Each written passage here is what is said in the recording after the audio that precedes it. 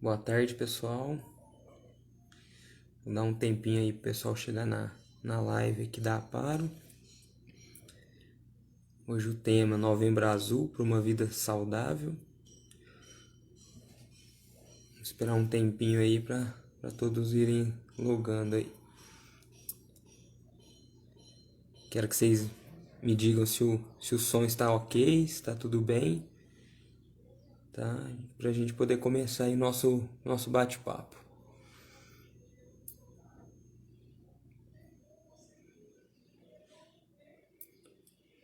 Som tá bom?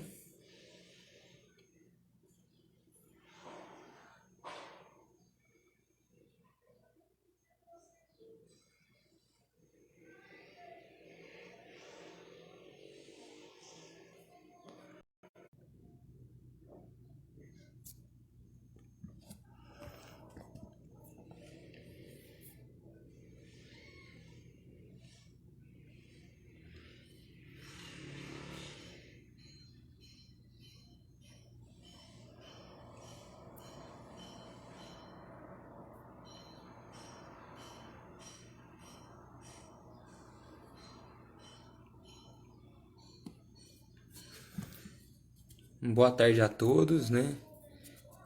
Vai dar uns minutinhos aí a mais aí pro pessoal ir chegando, mas já vamos começar aí as nossas apresentações, né? Essa aí é mais uma live aí do projeto da Aparo, né? O tema desse mês é Novembro Azul por uma vida saudável. Meu nome é Arthur Bianco Rodrigues, né? Sou médico urologista, sou médico formado pela Universidade Federal de Uberlândia. Concluí, fiz residência no curso de urologia também pela Universidade Federal de Uberlândia. Hoje em dia eu trabalho como urologista, atuo na clínica Urologistas Associados e a gente presta auxílio, assistência nos hospitais UMC e Santa Marta. É um prazer aí estar novamente falando com vocês. Para quem não me conhece, né, meu nome é Arthur. É, é a segunda vez que a gente faz a live aqui na Paro, né? Mais uma vez, coincidentemente, o tema do Novembro Azul, né? E a gente vai começando e à medida que forem surgindo algumas dúvidas, fiquem à vontade para participar, né? Da última vez a gente teve uma oportunidade para conversar que foi bem interessante. Tomara que dessa vez a gente consiga orientar, esclarecer algumas dúvidas, conscientizar todos vocês. Tá? Lembrando que a live depois vai ficar salva, né? Vai ficar gravada. Quem tiver vontade, compartilhar aí com os familiares, né? Vai ser um papo bem interessante.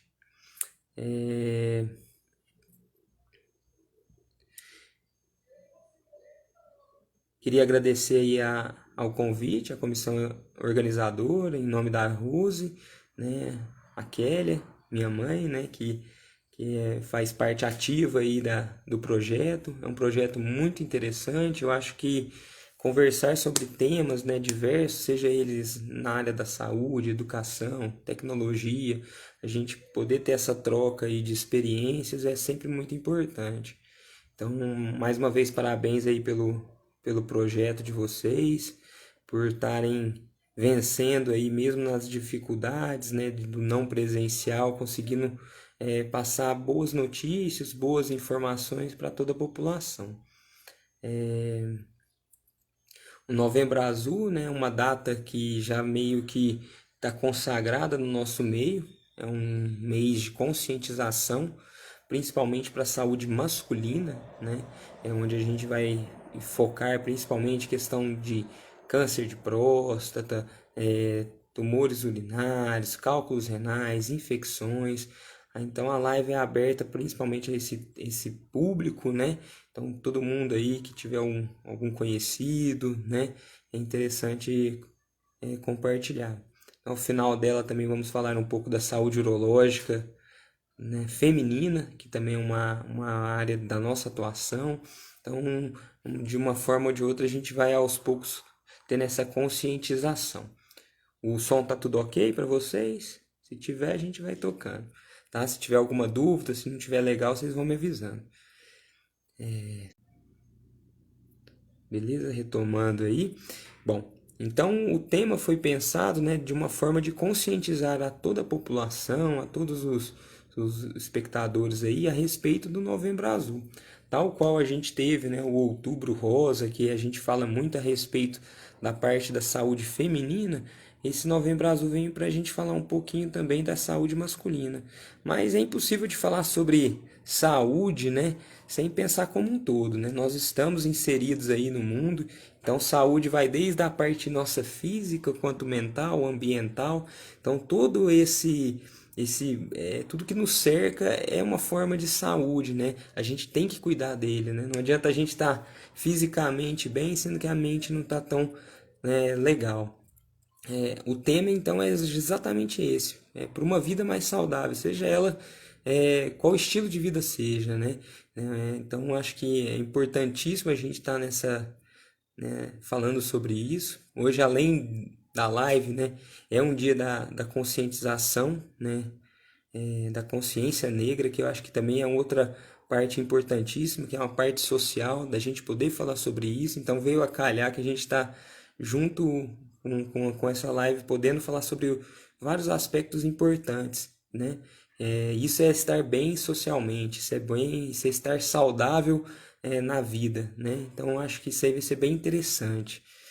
É, é a segunda vez que a gente vem aqui conversar com vocês, a segunda vez, infelizmente, de forma à distância, virtual, mas é um prazer mesmo.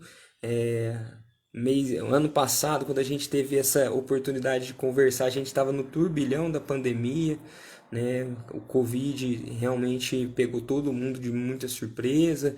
A gente aos poucos foi sabendo lidar com ele, mas sempre nos protegendo, usando máscara, álcool em gel. Então foi um período muito delicado, período que a gente ficou bem restrito em casa, né? Um período onde a gente teve que trabalhar nosso mental de uma forma muito importante para a gente não realmente pirar, né? Porque foi uma época de muito aprendizado, de coisas novas e sofrimento, né? Graças a Deus a gente tem tido boas resultados aí com a vacinação, devagarzinho estamos voltando à nossa rotina. Então eu não poderia começar essa live de outra forma senão pensando realmente na pandemia da Covid, né? A gente lembrar que a gente não acabou, que a gente precisa de vacinar, que a gente precisa de seguir o calendário, as segundas doses, as doses de reforço, ficar sempre atento a isso.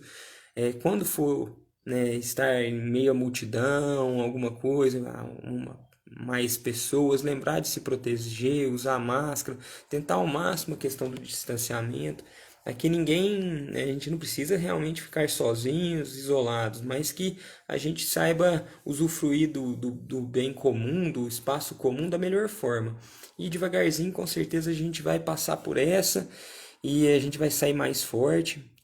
Total solidariedade a todos que sofreram, né, com essa pandemia, que tiveram perdas.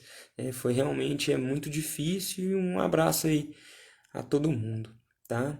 Então, a live vai começando, a gente pensando um pouquinho nessa nossa pandemia, o cuidado, principalmente mental também, né? Às vezes a gente precisa de um suporte, tanto familiar, religioso, que seja, para passar por ela da melhor forma possível. Minha formação, eu sou urologista, então a gente vai focar basicamente nessas áreas urológicas e às vezes os pacientes, né, as pessoas têm dúvidas do real papel do urologista, né? O urologista é médico só do homem? Não. O urologista ele cuida de todo o trato geniturinário, né? Então, a parte urinária na mulher também é o urologista que acaba acompanhando, né?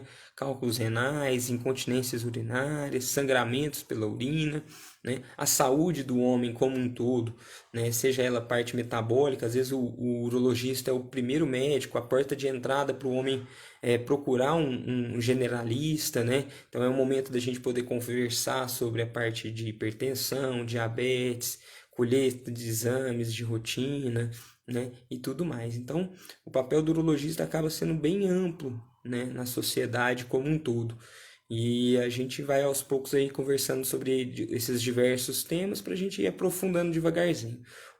O intuito da live é mais essa conscientização, não é tratar, não é pensar em nenhum caso individual, é mais para a gente se informar e poder entender alguma coisa que poderia estar acontecendo pessoalmente ou com alguém conhecido, né? Poder transmitir esse conhecimento e essas dúvidas, tá certo? É, então, o urologista ele cuida na parte do homem, né? Da parte urinária, rins, bexiga, próstata, né? A parte sexual também. Na mulher, é isso que a gente já falou. E o Novembro Azul, ele é mais voltado, né? A gente quando pensa nele, a gente já pensa na questão da próstata em si, né? A próstata é uma glândula, né, que passa por dentro do canal urinário ali, ela está abraçando o canal urinário.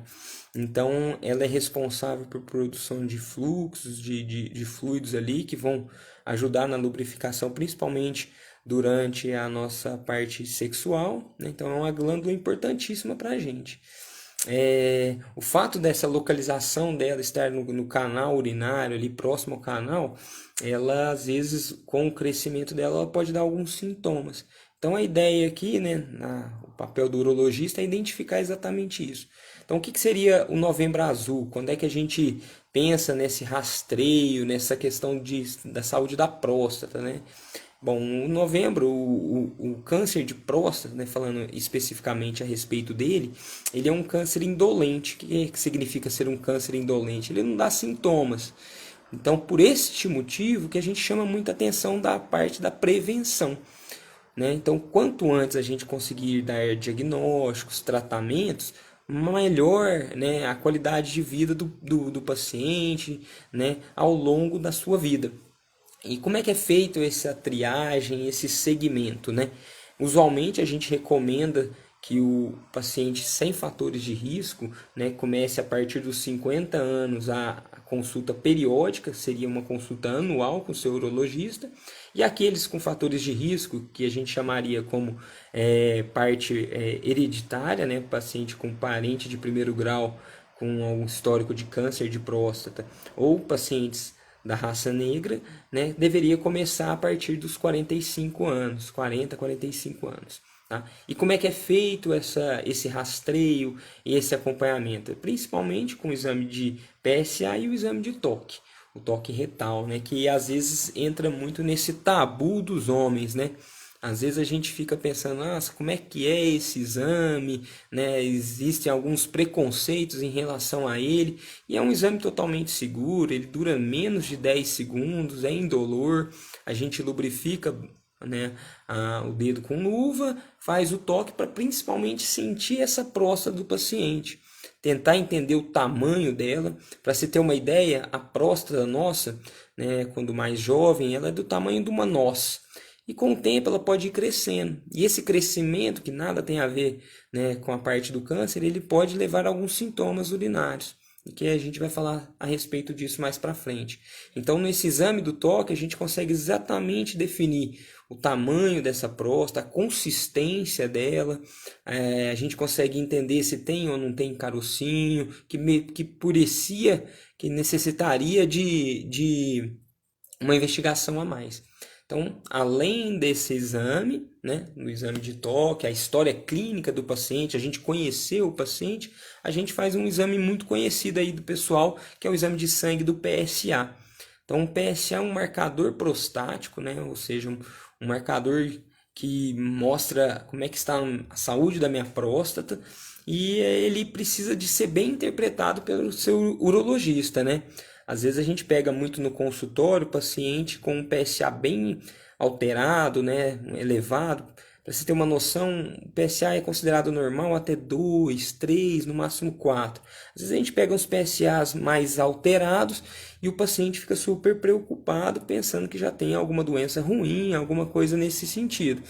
Mas não, um PSA ele tem que ser bem interpretado. Esse aumento ele pode ser advindo de várias outras alterações, seja aquele paciente que não obedeceu o repouso sexual antes da coleta do exame, seja aquele paciente que possa estar tendo alguma inflamação, infecção da próstata, que também poderia alterar esse PSA, ou algum paciente que tenha tomado alguma medicação, alguma coisa nesse sentido, que também pode alterar ele. Então, o papel do urologista é pegar essas informações e esclarecer junto com o paciente como é que vai ser a nossa investigação, a nossa abordagem, visando principalmente diagnósticos mais precoces. Principalmente por conta disso, o fato do câncer da próstata não ser, dar tantos sintomas no início, né? Isso é muito importante, porque o tratamento no início ele é muito mais efetivo, seguro, com menores efeitos colaterais, né? Então as chances de cura são muito maiores, tá? O som tá tudo ok? Vocês estão compreendendo aí mais ou menos o que a gente tá começando a discutir? Tá tranquilo, né? Então, o Novembro Azul, classicamente, ele realmente para falar a respeito dessa conscientização do câncer de próstata, né? Precisa ser feito só em novembro? Não, pode ser feito ao longo do ano todo, né? Não tem um mês específico. Cada paciente, a conduta, o acompanhamento é feito individualmente junto com o seu urologista, né? Ele identifica as necessidades desse paciente de um retorno mais precoce, porque além dessa questão periódica, às vezes tem algumas outras questões que o urologista acaba tratando com ele, né? Seja alguns anseios, né, pessoais, algum anseio da parte sexual, urinária, tudo isso aí a gente vai acompanhando, né? A próstata, então, ela tem essa parte que a gente tem que acompanhar muito bem, que é essa parte do câncer de próstata, né, que a gente vai acompanhando, e a próstata do homem ela vai crescendo com o passar da idade. Acima dos 50 anos, ela realmente cresce. E esse crescimento é chamado de hiperplasia prostática benigna. Então, é um crescimento benigno, mas que também deve ser monitorado pelo urologista, né? Às vezes, acho que todos devem conhecer aí algum familiar, pessoa ou a si mesmo, que a partir de uma certa idade, acima ali dos 50 anos, 60 anos, começou a queixar de um jato urinário mais fraco, uma sensação de esvaziamento incompleto da bexiga, aquele paciente que levanta várias vezes à noite para tentar fazer o xixi e acaba acordando 3, 4, 5 vezes para poder urinar, né? Isso aí pode demonstrar algum problema em relação a isso, a esse crescimento. Igual eu falei no começo aí da nossa live, a próstata, o canal urinário ele passa por dentro do canal do pênis, mergulha, entra dentro da próstata para chegar na bexiga. A nossa próstata ela crescendo, ela pode comprimir esse canal e dar esses sintomas urinários de dificuldade, né? Então, o urologista, durante essa avaliação, né, tanto o PSA, que ele vai acompanhar, quanto no exame de toque, ele vai identificar se isso pode ou não estar acontecendo. E o que é importante essa identificação? Porque se a próstata cresce demais e o paciente começa a ter essa perda da qualidade urinária dele, isso pode afetar os rins, pode predispor algumas infecções, prejudicar a qualidade de vida desse paciente, né? E o tratamento inicialmente é feito com medicações que garantem uma resposta muito importante ao longo da vida, né? Às vezes tem muitos pacientes que a gente somente com medicação consegue controlar muito bem esse crescimento e eles estão satisfeitos, estão urinando melhor. Então, a gente só consegue ter essa dimensão do que deve ser feito se a gente tiver esse acompanhamento com o urologista. Eu brinco muito com meus familiares, com meu pai principalmente, né, que a gente precisa de ter um urologista de confiança, né, aquele urologista que sabe exatamente seu histórico, suas doenças associadas, seu padrão miccional, né, para a gente poder, ao longo dos anos, entendendo quando é que esse paciente vai precisar de algum tipo de tratamento ou não, tá certo? Então, essa é a parte prostática do Novembro Azul. É isso que a gente busca quando a gente faz esse acompanhamento. É entender o que está acontecendo na próstata do homem e como a gente deveria acompanhá-lo, tá? Além desse papel da saúde, né, a gente tem outras questões urinárias que merecem ser ditas, né? Então eu vou passar agora um pouquinho mais adiante, né? Em relação, deixar um pouquinho de lado essa questão da próstata, que seria o tema central, né, do mês, mas e começar a pensar um pouquinho a respeito de algumas outras doenças, alguns outros alterações urinárias que a gente também merece atenção. E isso aí já quase que condiz, corresponde a tanto à saúde do homem quanto da mulher, né? Então, é mais uma forma da gente pensar ali na nossa forma da prevenção, né? Às vezes a gente fica com muito receio de ir ao médico e encontrar coisa ruim. Bom, não funciona dessa forma, né? O ir ao médico nem sempre é para diagnosticar alguma coisa, às vezes é para esclarecer, é para traçar algum plano de acompanhamento, que é muito mais importante do que somente diagnosticar, né? Então, tanto o homem como a mulher pode, ao longo da vida, principalmente na fase de adulto, para mais idoso, ser acometido por algum cálculo renal, né? Acho que todo mundo aí já deve ter visto alguém que sofreu uma cólica muito forte, a famosa cólica de rins, uma dor lombar muito forte, o paciente vomita, né? Então, é uma doença muito prevalente no nosso meio, tá? É uma doença que pode acometer até pacientes mais jovens e que merece também passar por uma atenção maior. Às vezes a gente pega muito paciente com uma dúvida, doutor, tô com uma dor lombar, será que é pedra nos rins? Então tudo isso deve ser feito uma investigação. E só no exame físico, só no falar do paciente, nem sempre a gente consegue identificar. E aí, às vezes, a gente precisa de exames mais detalhados, seja uma ultrassonografia, uma tomografia, para poder determinar se isso pode ou não estar acontecendo.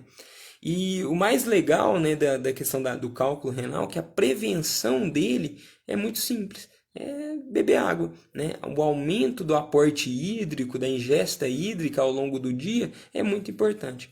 Então eu brinco com meus pacientes que o paciente urológico ele tem que carregar uma garrafinha d'água, né? Ele tem que saber exatamente quanto que ele está bebendo de água ao longo do dia. Né? A gente acha que beber água é muito simples, mas se a gente pensar que a gente tem que beber ali por volta de 2 a 3 litros d'água, é muita coisa. E se a gente não quantificar exatamente o que a gente está tomando, isso daí fica mais difícil. Então a gente tem que ter uma garrafinha para controlar exatamente o que é essa ingestão, né?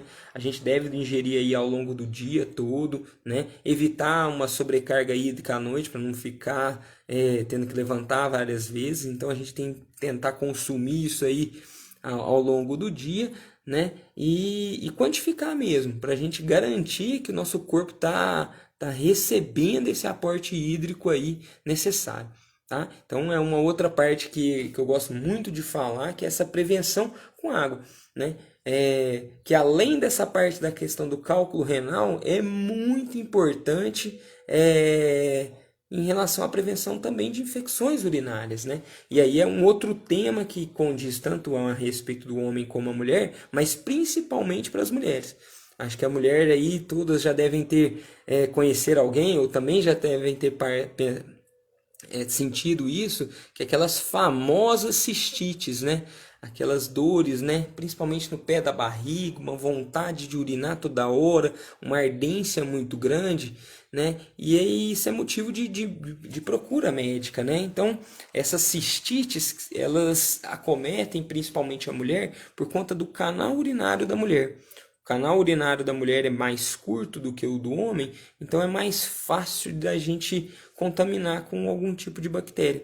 E isso a mulher acaba tendo que perder trabalho, prejudica a qualidade de vida, e é uma infecção que pode muito bem ser prevenida com alguns hábitos, né? Alguns hábitos do dia a dia.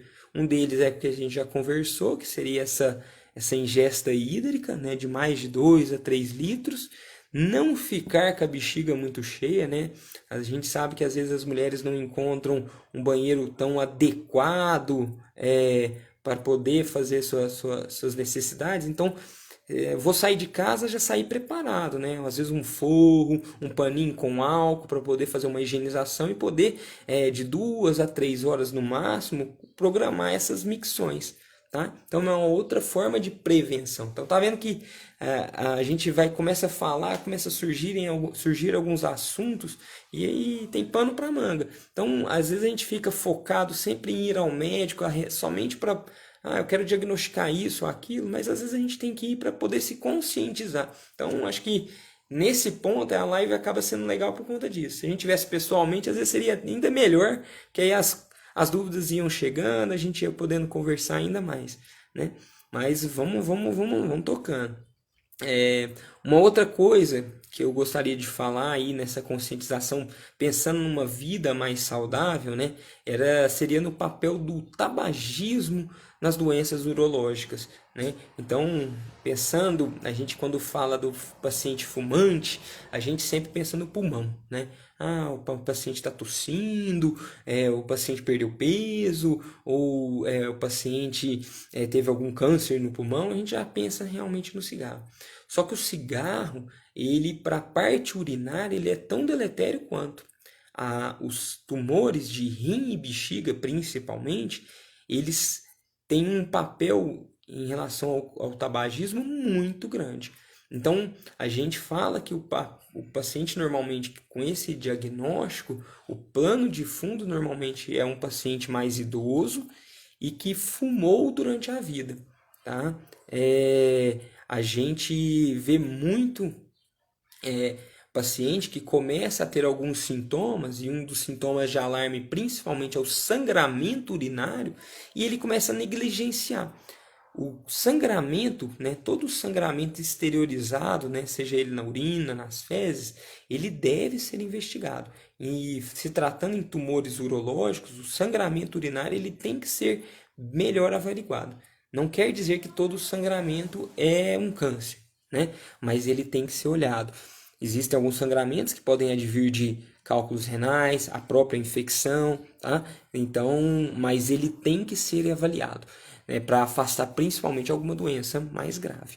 Então, o tumor urológico de câncer, né, de bexiga e rim, ele está intimamente ligado com o tabagismo. Então, se tivesse alguma coisa que eu pudesse transmitir para vocês, né, seria caprichar na água, que é o que a gente já conversou, e atentar principalmente essas mudanças aí do cigarro. Eu sei que antigamente era muito comum da gente fumar, né? Era quase que um costume muito grande, que foi se perdendo ao longo da vida. Minha geração, as gerações que estão por vir, tendem a consumir menos o tabaco. Mas mesmo assim a gente vê muito isso daí, né? Então é uma coisa que a gente tem que ficar muito atento, porque não é só a questão pulmonar, é a questão urinária, é o desempenho sexual. Então, o urologista pega muito isso.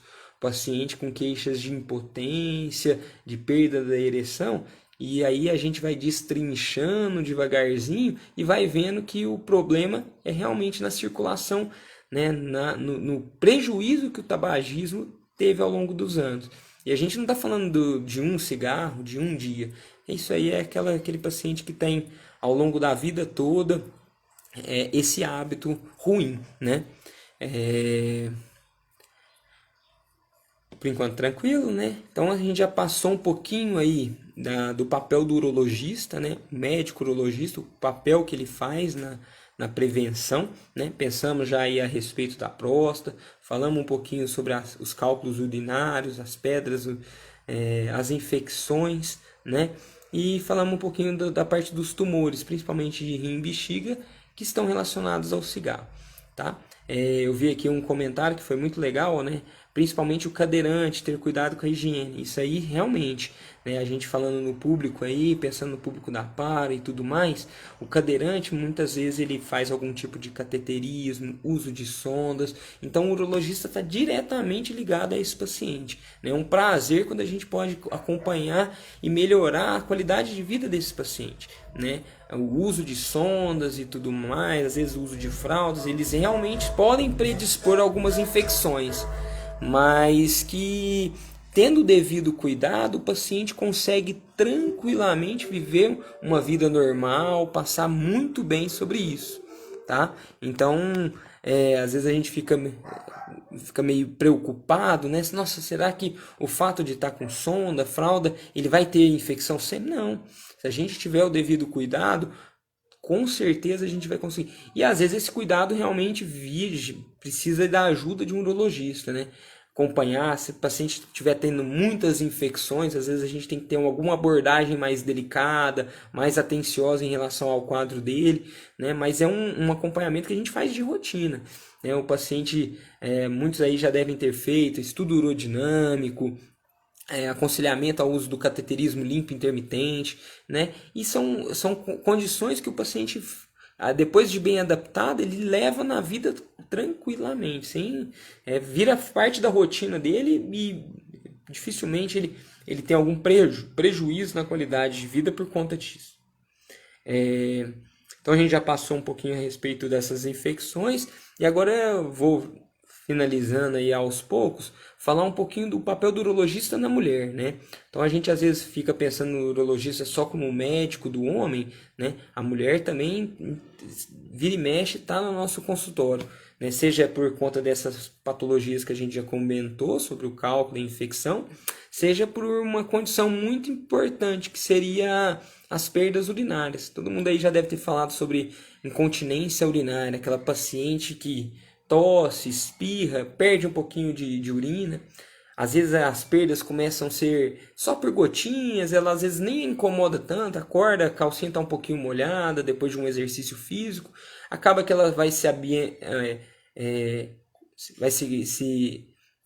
consegue acostumar com isso e acaba não ligando. E isso daí começa a incomodar ela. De repente tem um ou outro episódio de acabar urinando, perna abaixo, acaba tendo que trocar, perde o trabalho, tem que sair correndo para urinar. Isso tudo é uma condição que o urologista avalia muito, né? É muito importante para esse tipo de queixa a gente saber exatamente o padrão miccional das pacientes, né? Então, quando o paciente chega com a paciente chega com essa queixa no nosso consultório, a gente estimula muito a paciente fazer um diário miccional. O que seria isso? A gente entender o quanto que está entrando de líquido, o que a paciente está bebendo e como é que está sendo esse hábito urinário. Se ela urina bem, se ela perde urina, quando é que ela perdeu, seja ela nos esforços ou por algum motivo de urgência maior, tá? E aí com esse mapeamento, com esse diário, a gente começa a conseguir tratar e melhorar essas perdas. E aí o tratamento ele é multidisciplinar, são várias medidas que a gente consegue adotar, muitas delas sem ser remédio nenhum, e que a paciente melhora em muita qualidade de vida. Então o urologista nesse papel dessas perdas, né, não só da mulher, né, às vezes o homem, a gente falou agora a respeito do cadeirante, né, o paciente que teve algum tipo de trauma raquimedular também pode ter algum tipo de perda, seja ele por urgência, alguma coisa nesse sentido, e aí é onde a gente começa a atuar, né? A gente mapeia esse motivo dessa queixa, às vezes a gente lança mão de alguns exames mais detalhados para principalmente ver se teria algum sinal de agravamento dos rins, da função do rim do paciente, e aí sim oferecer o melhor tratamento. Esse tratamento ele passa por desde melhorar a ingesta hídrica, a questão da micção programada, algum tipo de fisioterapia, seja ele pélvica, de controle dos esfíncteres. Então, assim, a gente tem uma gama muito grande de recursos, seja eles com remédios, farmacológicos, né? Às vezes até algum procedimento cirúrgico. E quando a gente fala de procedimento cirúrgico, a gente já pensa em cirurgia grande, mas às vezes é uma cirurgia bem simples, tá certo?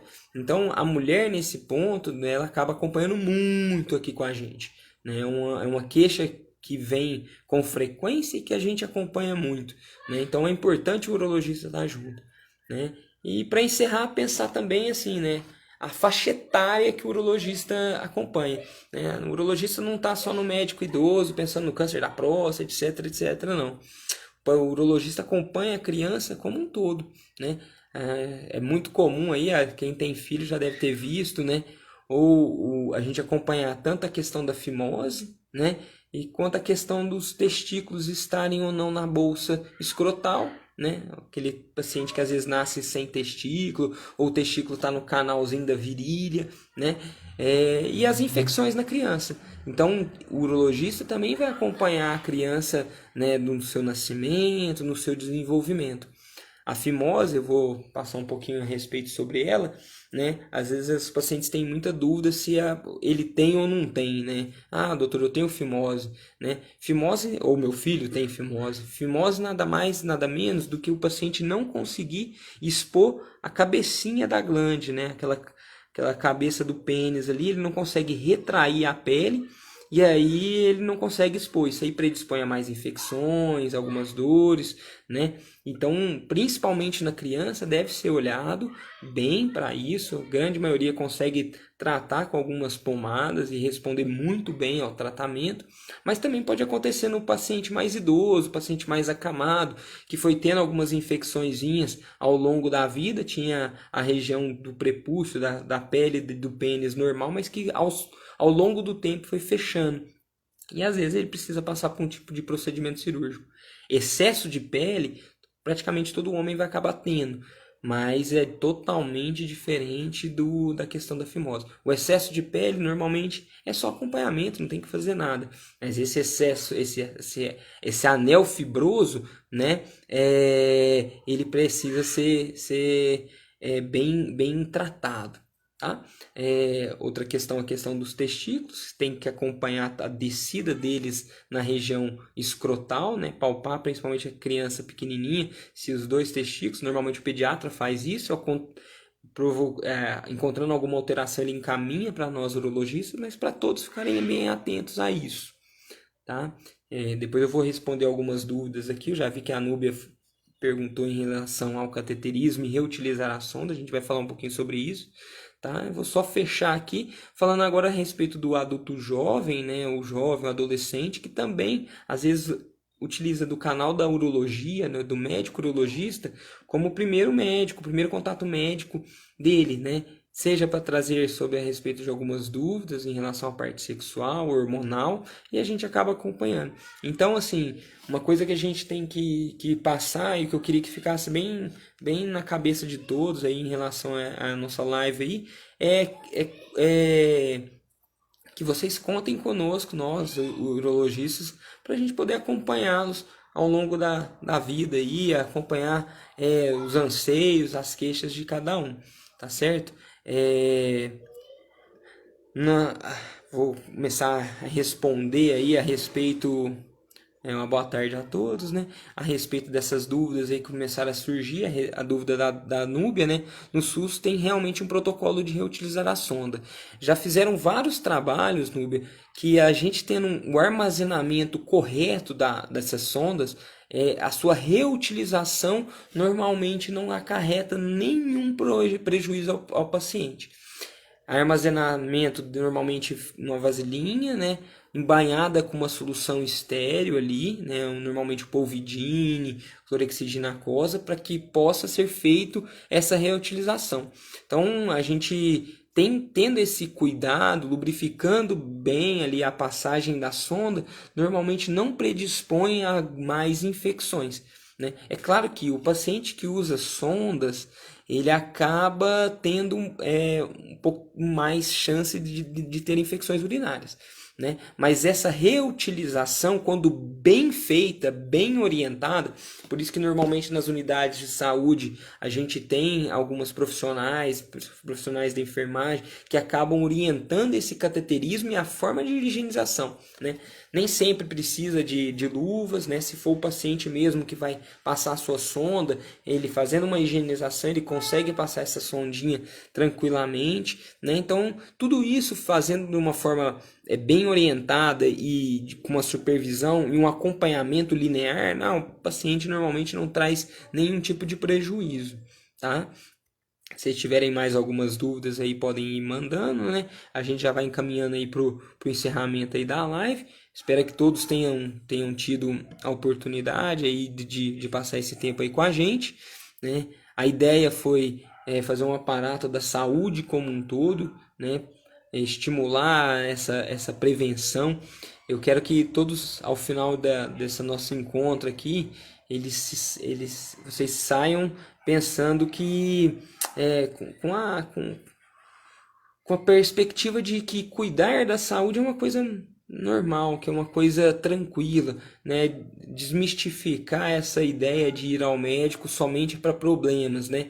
É muito melhor a gente conhecer o nosso paciente desde o início, desde quando ele é saudável, né? Você conhecer, você ter um médico de confiança e ir acompanhando ao longo da vida, ao longo dos anos, do que a gente pegar o paciente sem nunca ter ido a um médico algum, sem saber que tipo de medicação que ele toma, por que que ele toma, né? Eu falo que toda consulta que a gente vai, a gente é meio que professor, né? O médico ele acaba tendo que ser um professor do paciente para que ele entenda o problema, né? Não adianta nada eu falar assim, ó, você tem essa doença, sendo que você não entende, né, o motivo da doença, não entende o motivo do tratamento, qual que é o remédio, o que esse remédio vai fazer, o que ele pode ter de efeito colateral, se eu não tratar, o que pode me acontecer, se eu tratar, o que vai acontecer, né? Então, acho que esse contato, né, essa divisão, né, de responsabilidade, né, não adianta nada só o médico pensar no melhor tratamento, o paciente tem que comprar essa ideia,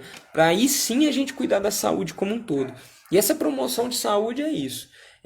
Exames periódicos, que é onde veio a calhar essa nossa ideia, a promoção de hábitos saudáveis, que é o que a gente fala no dia a dia, principalmente nas lives aí que a gente vai acompanhando da Aparo, a saúde mental, a parte alimentar, né, a parte de ingesta hídrica, a parte de atividade física, né, estar sempre em movimentação, né, a gente poder cuidar mesmo da saúde, porque a gente possa ter um envelhecimento saudável, um acompanhamento saudável, tá certo? Se alguém mais tiver alguma dúvida, pode me mandando aí, a gente vai encerrando. Qualquer coisa também depois nos comentários, eu peço que a Rose, alguém anote, me mande, vocês têm meu contato, meu telefone, a gente pode ir respondendo, e se alguém precisar de algum acompanhamento mais detalhado, eu posso acompanhar vocês no consultório, será um prazer, tá? E estou à disposição. Tá? Um grande abraço a todos, um excelente final de semana, que a gente possa ir aos pouquinhos passando por essa pandemia da melhor forma possível, voltar aos hábitos saudáveis e que, se Deus quiser, na próxima reunião nossa, que se a gente esteja todos juntos, né, pessoalmente, frente a frente, para a gente poder conversar mais, tá bom? Fiquem com Deus, um bom final de semana a todos.